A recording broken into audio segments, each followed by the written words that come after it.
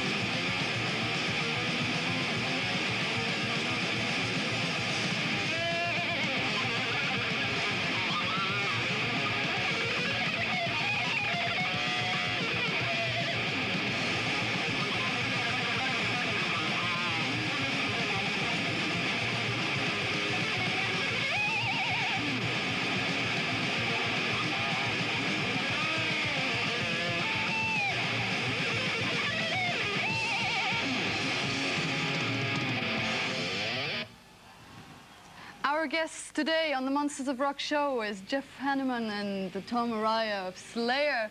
I heard you had... What's going on? I heard you had big problems in releasing the album, the new album, Rain in Blood, here in Europe. So what happened? Well, not here in Europe, basically here in the UK. Yeah. London Records sort of, they were a little afraid to release. In fact, the record's going to be released next week, and that's after all the dates that we were playing. Yeah, but they had problems with a special song, Angel of Death. Yeah, there's one song everybody seems to be making a big fuss over. But, you know, I think the record company, you know, we talked to a few of the representatives last night, and they were stating that, you know, they were still kind of leery about releasing a record because they don't know what kind of slack they'll be getting. But I think it'll be all right. So they changed their minds because it was to be heard that the song, because the subject is about the Nazi regime, about Dr. Mengele. Yeah, it's Angel of Death. It's the name of the song. It's just basically a song. This is the gentleman that wrote the song too. So, don't you think your fans would be, they couldn't misunderstand the song, that they think that you could glorify the Nazi regime? Yeah, a lot of people seem to misunderstand it, but it doesn't glorify him. Yeah. In more of a way, it puts him down, kind of, but it doesn't, you know, come out right out and say it. It's there in the lyrics, and we're not glorifying him, and we're not really trying to, you know, put him down, you know, that much, but it's just a song, it's just a story. Yeah, Dave Lombardo left the band. Why did he leave? And had you problems to find somebody to replace him? Yeah, well, we had trouble replacing him. Yeah. And we did find a new drummer, though. So, but why did he go? He didn't like Slayer anymore? The music was too hard for him? He was... Well, life, I think it was mostly the life, because, well, we were having differences and stuff that we shouldn't discuss. Private, okay. Yeah, we won't discuss it here. But we do have a new drummer. Yeah, okay. We talk about your US tour after the next video that you've chosen, and while we see the next video, we will also show the tour dates for Europe, and the video he chose the video. Billy Idol's White Wedding. The brand new information. I just heard the new drummer of Slayer is... Dave Lombardo. Dave Lombardo. How come? I mean, everywhere the bad news, Dave Lombardo left the band, and all of a sudden he's back. Why? He was homesick. Yeah, you can say that. To some extent, yeah. Yeah. Yeah, because you know, we had approached him while we were touring with Wasp. We called him up. Carrie, in fact, called him up and asked him if he wanted to be in the band again, because we were having trouble, you know, working with Tony. And Tony is the successor Tony was, of... yeah, he sat on the throne during He's an excellent drummer, but like, so Dave's family. Understanding was not there. Or, well, by the way, when you mentioned the tour with Wasp, I heard it was not all the time very amusing for you opening up for them. Well, it kind of was. Well, because it was very amusing, because we'd go on stage and walk off, and everybody else would leave with us. So it was very amusing. So you had difficulties in working with them? Dealing with them, yeah. Well, basically dealing with Blackie. That's, you know, and that it's funny enough, because I met Dora Pesch, the singer of Warlock, and she said they were opening up in Germany for them, and or not in Germany, don't even know where, and she said that they're all nice guys. The band is, yeah. Well, yeah, the rest of the band is. It's just, you know, Blackie was the one we were having. Shame on Blackie. Your music is, I think, has reached the maximum in speed and thrash. So how do you see your musical development? Do you think you can go any further? Anything's possible, I guess. So what do you expect the musical future to be? You want to stay like this, or you want to get even harder or more soft, maybe a ballad once in a while? We're definitely not going to get softer, but we're going to try different things. Definitely going to try some different things.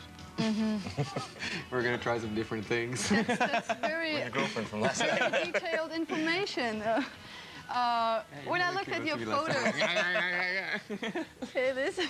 when I looked at your photos and I knew you were coming to the show, I thought, my God, they look so mean, they look so brutal. But now I find you're a very nice guy. So What do you mean? I go home. Let me go home. No.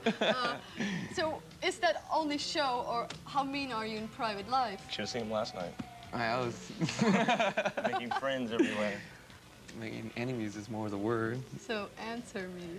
Well, It's a serious question.